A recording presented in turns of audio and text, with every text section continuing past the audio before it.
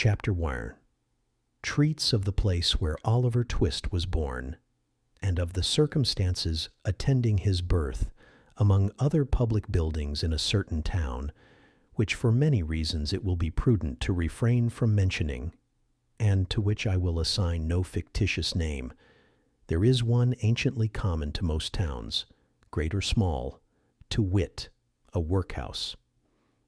And in this workhouse was born, on a day and date which I need not trouble myself to repeat, inasmuch as it can be of no possible consequence to the reader, in this stage of the business at all events, the item of mortality, whose name is prefixed to the head of this chapter.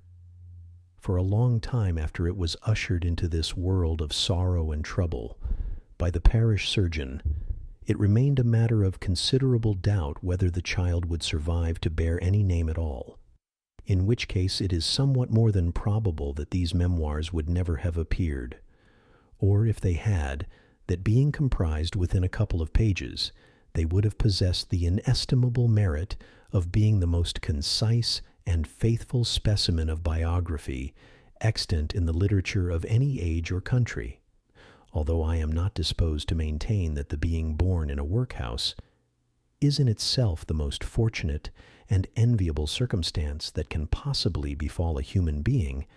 I do mean to say that in this particular instance, it was the best thing for Oliver Twist that could by possibility have occurred. The fact is that there was considerable difficulty in inducing Oliver to take upon himself the office of respiration, a troublesome practice, but one which custom has rendered necessary to our easy existence. And for some time he lay gasping on a little flock mattress, rather unequally poised between this world and the next, the balance being decidedly in favor of the latter. Now if, during this brief period, Oliver had been surrounded by careful grandmothers, anxious aunts, experienced nurses, and doctors of profound wisdom, he would most inevitably and indubitably have been killed in no time. There being nobody by, however, but a pauper old woman, who was rendered rather misty by an unwonted allowance of beer, and a parish surgeon who did such matters by contract, Oliver and nature fought out the point between them.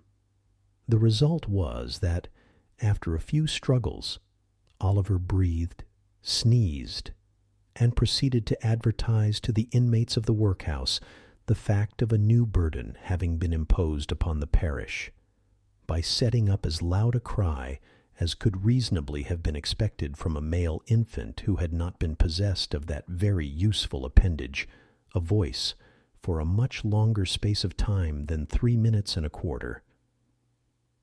As Oliver gave this first proof of the free and proper action of his lungs, the patchwork coverlet which was carelessly flung over the iron bedstead rustled. The pale face of a young woman was raised feebly from the pillow, and a faint voice imperfectly articulated the words, "Let me see the child and die."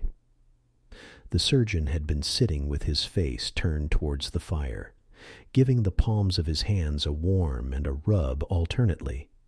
As the young woman spoke, he rose, and advancing to the bed's head, said, with more kindness than might have been expected of him, "Oh, you must not talk about dying yet." "Lor, bless her dear heart, no," interposed the nurse, hastily depositing in her pocket a green glass bottle, the contents of which she had been tasting in a corner with evident satisfaction. "Lor, bless her dear heart, when she has lived as long as I have, sir, and had 13 children of her own, and all on 'em dead except 2, and them in the workus with me, she'll know better than to take on in that way, bless her dear heart. Think what it is to be a mother, there's a dear young lamb do." Apparently this consolatory perspective of a mother's prospects failed in producing its due effect.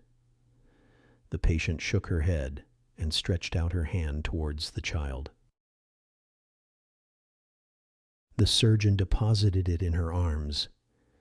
She imprinted her cold white lips passionately on its forehead, passed her hands over her face, gazed wildly round, shuddered, fell back, and died.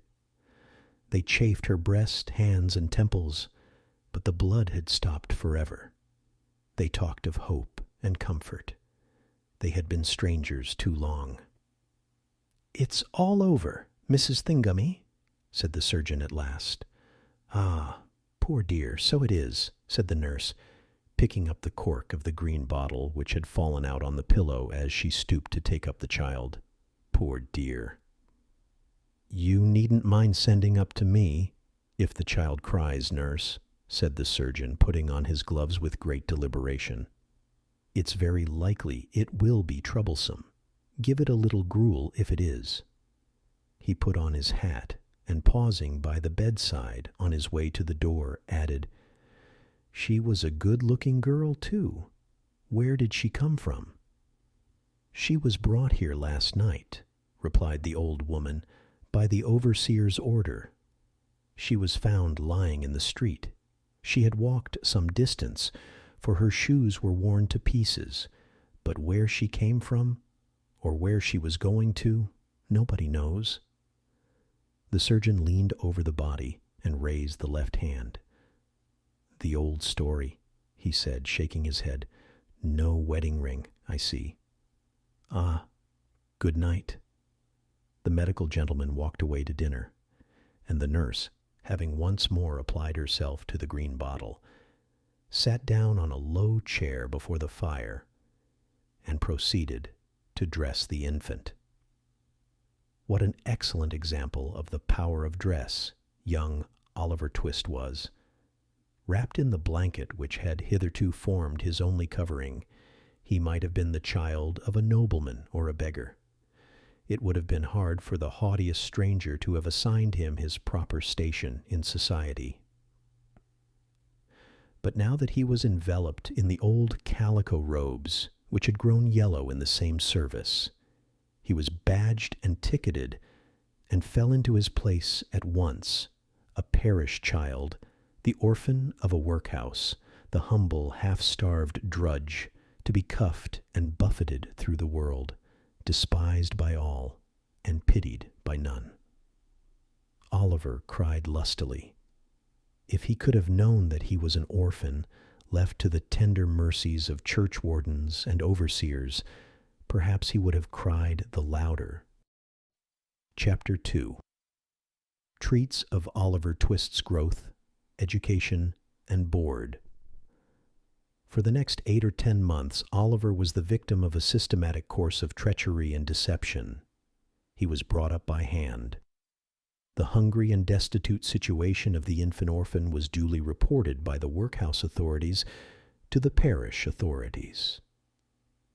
The parish authorities inquired with dignity of the workhouse authorities whether there was no female then domiciled in the house who was in a situation to impart to Oliver Twist the consolation and nourishment of which he stood in need. The workhouse authorities replied with humility that there was not. Upon this, the parish authorities magnanimously and humanely resolved that Oliver should be farmed, or, in other words, that he should be dispatched to a branch workhouse some 3 miles off, where 20 or 30 other juvenile offenders against the poor laws rolled about the floor all day, without the inconvenience of too much food or too much clothing, under the parental superintendence of an elderly female, who received the culprits at and for the consideration of 7 halfpenny per small head per week. 7 halfpenny's worth per week is a good round diet for a child. A great deal may be got for 7 halfpenny, quite enough to overload its stomach and make it uncomfortable. The elderly female was a woman of wisdom and experience. She knew what was good for children, and she had a very accurate perception of what was good for herself. So she appropriated the greater part of the weekly stipend to her own use, and consigned the rising parochial generation to even a shorter allowance than was originally provided for them. thereby finding in the lowest depth a deeper still, and proving herself a very great experimental philosopher. Everybody knows the story of another experimental philosopher who had a great theory about a horse being able to live without eating, and who demonstrated it so well that he had got his own horse down to a straw a day, and would unquestionably have rendered him a very spirited and rampacious animal, on nothing at all, if he had not died. 24 hours before, he was to have had his first comfortable bait of air. Unfortunately, for the experimental philosophy of the female to whose protecting care Oliver Twist was delivered over, a similar result usually attended the operation of her system. For at the very moment when the child had contrived to exist upon the smallest possible portion of the weakest possible food, it did perversely happen in 8.5 cases out of 10, either that it sickened from want and cold, or fell into the fire from neglect, or got half smothered by accident, in any one of which cases the miserable little being was usually summoned into another world, and there gathered to the fathers it had never known in this. Occasionally, when there was some more than usually interesting inquest upon a perished child, who had been overlooked in turning up a bedstead, or inadvertently scalded to death when there happened to be a washing, though the latter accident was very scarce, anything approaching to a washing being of rare occurrence in the farm, the jury would take it into their heads to ask troublesome questions, or the parishioners would rebelliously affix their signatures to a remonstrance. But these impertinences were speedily checked by the evidence of the surgeon and the testimony of the beadle, the former of whom had always opened the body and found nothing inside, which was very probable indeed, and the latter of whom invariably swore whatever the parish wanted, which was very self-devotional. Besides, the board made periodical pilgrimages to the farm, and always sent the beadle the day before to say they were going. The children were neat and clean to behold when they went, and what more would the people have? It cannot be expected that this system of farming would produce any very extraordinary or luxuriant crop. Oliver Twist's 9th birthday found him a pale, thin child, somewhat diminutive in stature, and decidedly small in circumference. But nature or inheritance had implanted a good, sturdy spirit in Oliver's breast. It had had plenty of room to expand, thanks to the spare diet of the establishment, and perhaps to this circumstance may be attributed his having any 9th birthday at all. Be this as it may, however, it was his 9th birthday, and he was keeping it in the coal cellar with a select party of 2 other young gentlemen, who, after participating with him in a sound thrashing, had been locked up for atrociously presuming to be hungry, when Mrs. Mann, the good lady of the house, was unexpectedly startled by the apparition of Mr. Bumble, the beadle, striving to undo the wicket of the garden gate. "Goodness gracious! Is that you, Mr. Bumble, sir?" said Mrs. Mann, thrusting her head out of the window in well-affected ecstasies of joy. "Susan, take Oliver and them 2 brats upstairs and wash 'em directly." "My heart alive! Mr. Bumble, how glad I am to see you, surely." Now, Mr. Bumble was a fat man and a choleric, so instead of responding to this open-hearted salutation in a kindred spirit, he gave the little wicket a tremendous shake, and then bestowed upon it a kick which could have emanated from no leg but a beadle's. "Lor, only think," said Mrs. Mann, running out, for the 3 boys had been removed by this time. "Only think of that I should have forgotten that the gate was bolted on the inside on account of them dear children. Walk in, sir. Walk in, pray, Mr. Bumble. Do, sir." Although this invitation was accompanied with a curtsy that might have softened the heart of a churchwarden, It by no means mollified the beetle. "Do you think this respectful or proper conduct, Mrs. Mann?" inquired Mr. Bumble, grasping his cane. "To keep the parish officers awaiting at your garden gate, when they come here upon parochial business with the parochial orphans? Are you aware, Mrs. Mann, that you are, as I may say, a parochial delegate and a stipendiary?" "I'm sure, Mr. Bumble, that I was only a-telling one or two of the dear children, as is so fond of you, that it was you a-coming," replied Mrs. Mann with great humility. Mr. Bumble had a great idea of his oratorical powers and his importance. He had displayed the one and vindicated the other. He relaxed. "Well, well, Mrs. Mann," he replied in a calmer tone. "It may be as you say, it may be. Lead the way in, Mrs. Mann, for I come on business, and have something to say." Mrs. Mann ushered the beetle into a small parlor with a brick floor, placed a seat for him, and officiously deposited his cocked hat and cane on the table before him. Mr. Bumble wiped from his forehead the perspiration which his walk had engendered, glanced complacently at the cocked hat, and smiled. Yes, he smiled. Beetles are but men, and Mr. Bumble smiled. "Now don't you be offended at what I'm a-going to say," observed Mrs. Mann with captivating sweetness. "You've had a long walk, you know, or I wouldn't mention it. Now, will you take a little drop of something, Mr. Bumble?" "Not a drop, nor a drop," said Mr. Bumble, waving his right hand in a dignified but placid manner. "I think you will," said Mrs. Mann, who had noticed the tone of the refusal and the gesture that had accompanied it.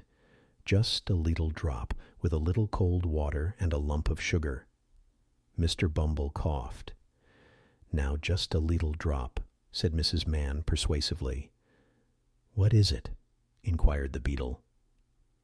"Why, it's what I'm obliged to keep a little of in the house, to put into the blessed infants' daffy when they ain't well, Mr. Bumble," replied Mrs. Mann, as she opened a corner cupboard and took down a bottle and glass. "It's gin. I'll not deceive you, Mr. B. It's gin." "Do you give the children daffy, Mrs. Mann?" inquired Bumble, following with his eyes the interesting process of mixing. "Ah, bless 'em, that I do, dear as it is," replied the nurse. "I couldn't see 'em suffer before my very eyes, you know, sir." "No," said Mr. Bumble approvingly. "No, you could not. You are a humane woman, Mrs. Mann." Here she set down the glass. "I shall take an early opportunity of mentioning it to the board, Mrs. Mann." He drew it towards him. "You feel as a mother, Mrs. Mann." He stirred the gin and water. I drink your health with cheerfulness, Mrs. Mann," and he swallowed half of it.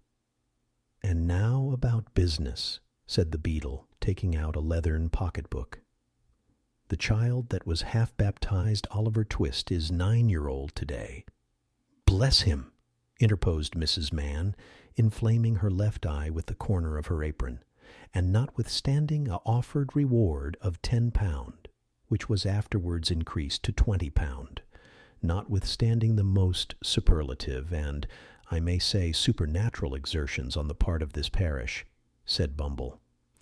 "We have never been able to discover who is his father or what was his mother's settlement, name, or condition." Mrs. Mann raised her hands in astonishment, but added after a moment's reflection, "How comes he to have any name at all, then?"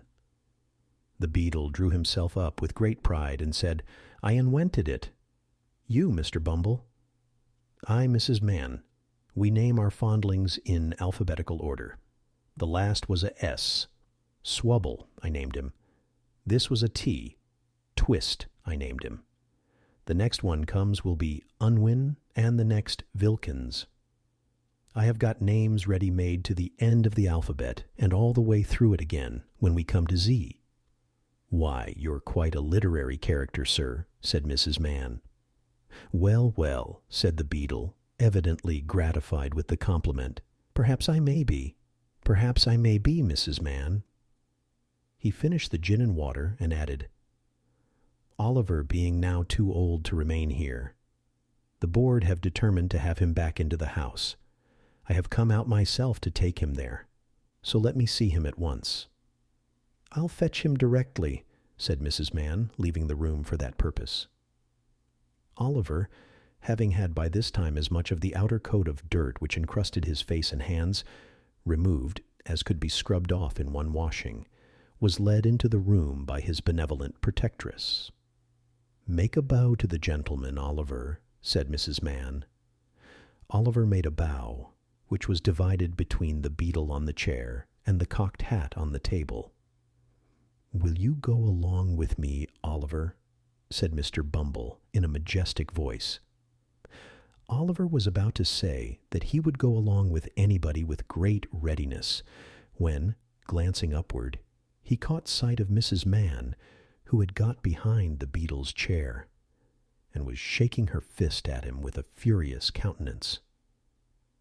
He took the hint at once, for the fist had been too often impressed upon his body not to be deeply impressed upon his recollection. "Will she go with me?" inquired poor Oliver. "No, she can't," replied Mr. Bumble, "but she'll come and see you sometimes." This was no very great consolation to the child. Young as he was, however, he had sense enough to make a feint of feeling great regret at going away.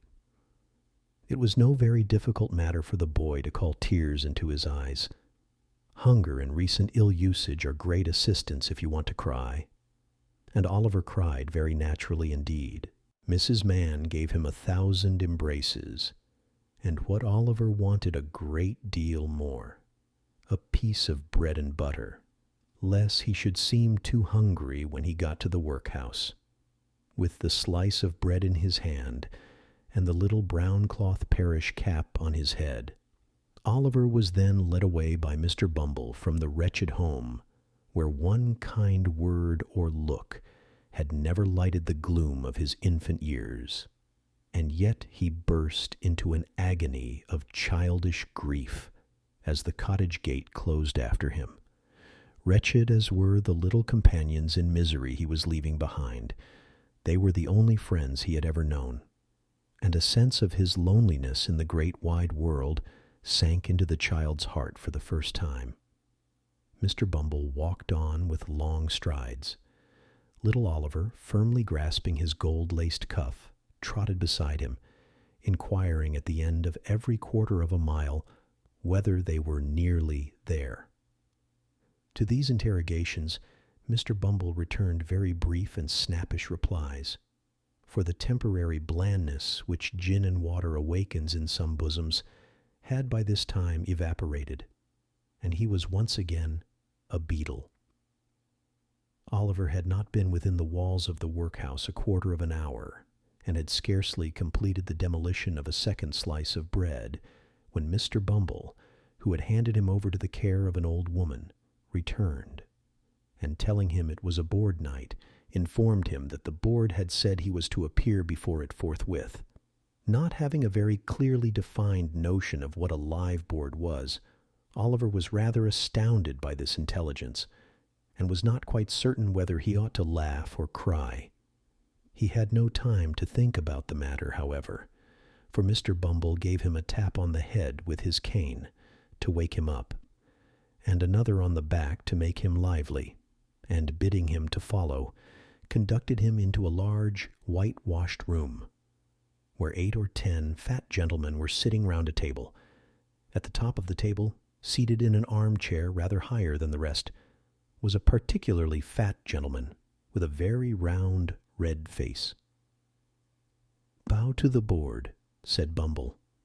Oliver brushed away 2 or 3 tears that were lingering in his eyes, and seeing no board but the table, fortunately bowed to that. "What's your name, boy?" said the gentleman in the high chair. Oliver was frightened at the sight of so many gentlemen, which made him tremble, and the beetle gave him another tap behind, which made him cry. These 2 causes made him answer in a very low and hesitating voice, whereupon a gentleman in a white waistcoat said he was a fool.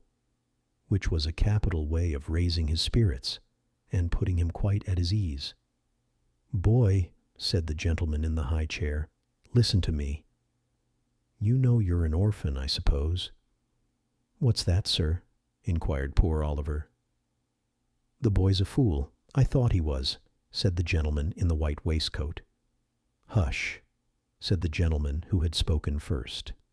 "You know you've got no father or mother, and that you were brought up by the parish, don't you?" "Yes, sir," replied Oliver, weeping bitterly.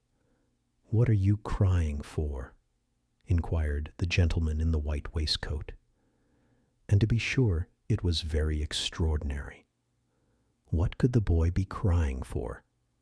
"I hope you say your prayers every night," said another gentleman in a gruff voice, "and pray for the people who feed you and take care of you, like a Christian." "Yes, sir," stammered the boy. The gentleman who spoke last was unconsciously right. It would have been very like a Christian, and a marvelously good Christian too, if Oliver had prayed for the people who fed and took care of him. But he hadn't, because nobody had taught him.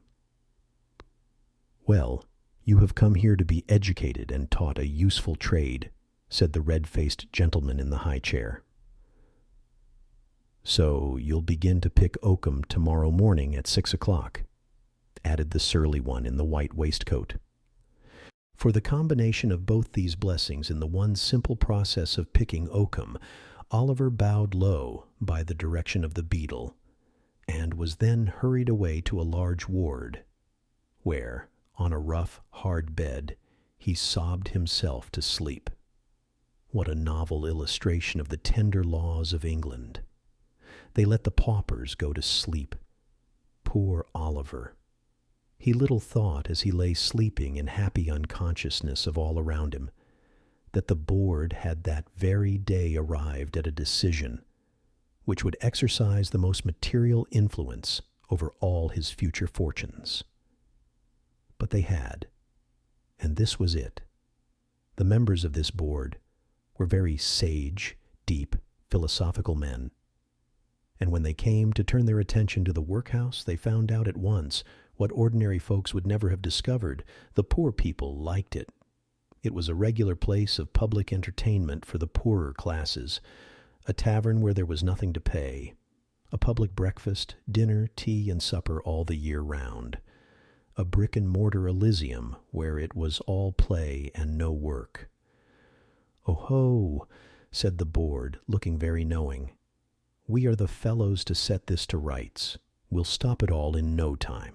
So they established the rule that all poor people should have the alternative, for they would compel nobody, not they, of being starved by a gradual process in the house, or by a quick one out of it. With this view, they contracted with the waterworks to lay on an unlimited supply of water, and with a corn factor to supply periodically small quantities of oatmeal, and issued 3 meals of thin gruel a day, with an onion twice a week, and half a roll of sundaes. They made a great many other wise and humane regulations, having reference to the ladies, which it is not necessary to repeat. Kindly undertook to divorce poor married people, in consequence of the great expense of a suit in Doctors' Commons, and instead of compelling a man to support his family, as they had theretofore done, took his family away from him, and made him a bachelor. There is no saying how many applicants for relief under these last 2 heads might have started up in all classes of society if it had not been coupled with the workhouse.